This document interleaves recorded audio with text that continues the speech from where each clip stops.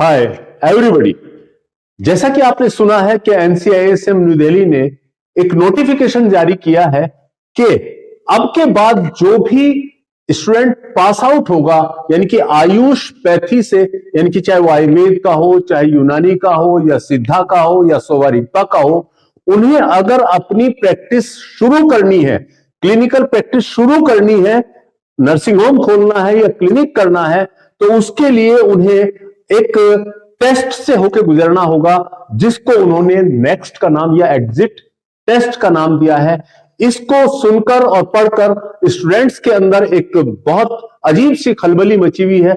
Student बहुत पशोपेश में है कि ये टेस्ट कब से लागू होगा और किन स्टूडेंट्स पर लागू होगा और किस बैच के छात्रों के ऊपर जो है ये लागू होगा, और इसी के साथ साथ टेस्ट कब कब हुआ करेगा और कितने नंबर लाना इसमें जरूरी है और क्या इसका सिलेबस होगा और कितनी बार ये एग्जिट टेस्ट दिया जा सकता है।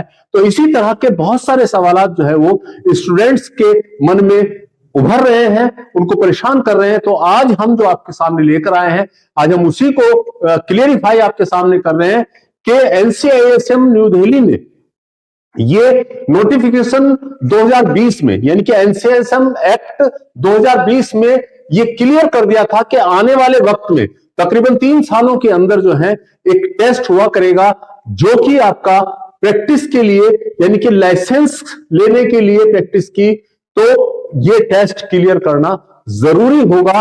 और उसको अब ये उन्होंने रेगुलराइज किया है 25/1/2024 में जो है ये एक लेटर जो है सभी कॉलेजेस को, सभी रजिस्ट्रार को, सभी यूनिवर्सिटीज को ये लेटर जारी कर दिया है कि अब के बाद जो भी बच्चे पास आउट होंगे, यानी कि उनका इंटर्नशिप कंप्लीट होगा, तो उनको इस टेस्ट से गुजरना होगा। तो उसमें जो बच्चों के सवालात हैं वो हम आपको थोड़ा क्लियर करने की कोशिश कर रहे हैं। जैसे बच्चों के सवालात है कि किस बैच के छात्रों से ये टेस्ट लागू होगा। देखिए, यहां पर बैच से कोई मतलब नहीं है। जिसकी इंटर्नशिप यानी कि अब के बाद शुरू हो रही है, या जब तक जो है वो सबमिशन के लिए एप्लीकेशन जारी करेगी एनसीआईएसएम, उस वक्त से सभी छात्रों के, चाहे वो किसी भी बैच का हो, उसको इस टेस्ट से होकर गुजरना होगा। और इस टेस्ट को पास करने के बाद ही, क्लियर करने के बाद ही उसको रजिस्ट्रेशन मिलेगा। यानी कि स्टेट के जो बोर्ड ऑफ इंडियन मेडिसिन है, भारतीय चिकित्सा परिषद के जो बोर्ड है हर स्टेट के अंदर, उनमें रजिस्ट्रेशन तभी हो पाएगा जब ये टेस्ट वो क्लियर कर लेंगे। तो इसमें बैच का कोई मतलब नहीं है, वो चाहे 15 बैच का हो या 16 बैच का हो या 17 का, 18 का, 19, 20, 21, 22, किसी भी बैच का हो, जो अब से जो है आपका इंटर्नशिप करेगा या फाइनल एग्जाम में बैठेगा, तो उसको इस टेस्ट से होकर गुजरना पड़ेगा। दूसरी बात, कब से लागू होगा, ये सवाल एक बहुत अहम सवाल है। अभी जैसे मैंने क्लियर किया कि अब के बाद जिसकी भी इंटर्नशिप शुरू हो रही है और जब से वो वहां से लेटर जारी होगा, यानी कि एक एप्लीकेशन फॉर्म जारी होगा, उस वक्त तक जो है आपकी अगर इंटर्नशिप पूरी हो जाती है तो वहीं से आपको ये टेस्ट जो है वो आपको लागू हो जाएगा। एक सवाल बच्चों का आता है कि ये टेस्ट कब कब होगा। तो ये टेस्ट जो है, देखिए, हर साल के फरवरी और अगस्त के महीने में ये टेस्ट कंडक्ट कराया जाएगा, जिसको जो है आपका कमीशन जो है वो आपका कंडक्ट कराएगा। जिसको भी ऑथराइज करेगा वो इस टेस्ट को लेगा। और यहां पर टेस्ट में कब आप शामिल हो सकते हैं, टेस्ट में कब आप शामिल हो सकते हैं, देखिए, बच्चे की 1 साल की इंटर्नशिप कंप्लीट होने के बाद आप इस टेस्ट में अपीयर हो सकते हैं। या अगर बच्चे की 270 दिन की इंटर्नशिप कंप्लीट हो गई है, वो भी इसमें बैठने के लिए अहल माना जाएगा, एलिजिबल माना जाएगा इस टेस्ट में बैठने के लिए। सपोज करिए एक बच्चे की जो है इंटर्नशिप 270 दिन की फरवरी के महीने में पूरी हो गई है, यानी कि अभी 1 साल की नहीं हुई है लेकिन 270 दिन की हो गई है, तो वो बच्चा जो है उस टेस्ट में बैठने के लिए एलिजिबल होगा। वो उसी वक्त जो है अपना टेस्ट दे सकता है। नहीं तो 1 साल कंप्लीट जब हो जाएगा उसके बाद जो है वो अपना टेस्ट देगा, चाहे वो फरवरी में दे या फिर अगस्त में दे। कितने नंबर लाना जरूरी है, इस टेस्ट को क्वालिफाई करने के लिए कितने % मार्क्स जो है होने चाहिए, तो जितने नंबर का टेस्ट होगा उसका 50% जो है वो स्टूडेंट को लाना बहुत जरूरी होगा, वो पास माना जाएगा। अगर इससे कम आते हैं तो वो पास नहीं माना जाएगा, यानी कि 50% मार्क्स जो है मिनिमम लाना जरूरी है।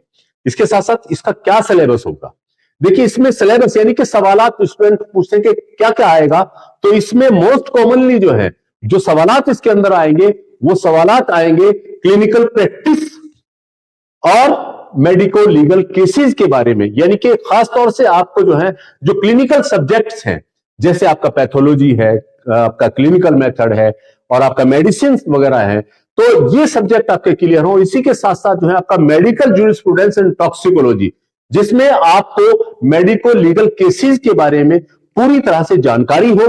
मेडिको लीगल केसेस यानी कि मेडिकल रिपोर्ट्स हैं, इंजरी रिपोर्ट्स हैं, पोस्टमार्टम रिपोर्ट्स हैं, और आपका किसी को इल सर्टिफिकेट देना है, बीमारी का सर्टिफिकेट देना है, या इंसैनिटी पागलपन का सर्टिफिकेट देना है, या एज सर्टिफिकेट देना है, या डेथ सर्टिफिकेट देना है, या पोस्टमार्टम रिपोर्ट बनानी है, तो उन सब के बारे में आपको जानकारी होनी चाहिए। तो उन्हीं से रिलेटेड या मेडिकल एथिक्स क्या है, उन्हीं सब से रिलेटेड जो है सवालात उसके अंदर पूछे जाएंगे। तो यही आपका सिलेबस होगा आपका उसको क्लियर करने के लिए।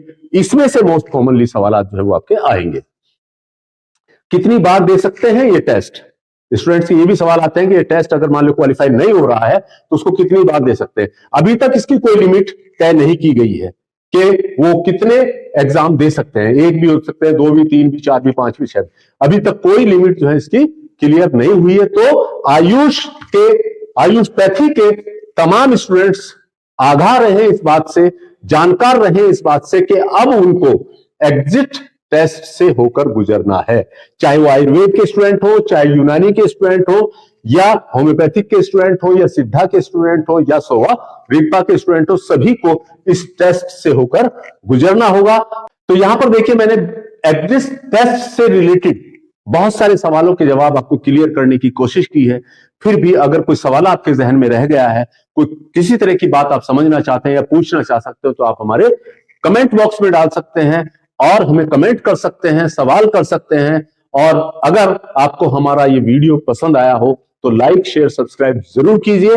हम इस तरह के या इससे रिलेटेड या मेडिकल सब्जेक्ट से रिलेटेड आपको तमाम बातें जो है वो आपका पहुंचाते रहेंगे। शुक्रिया।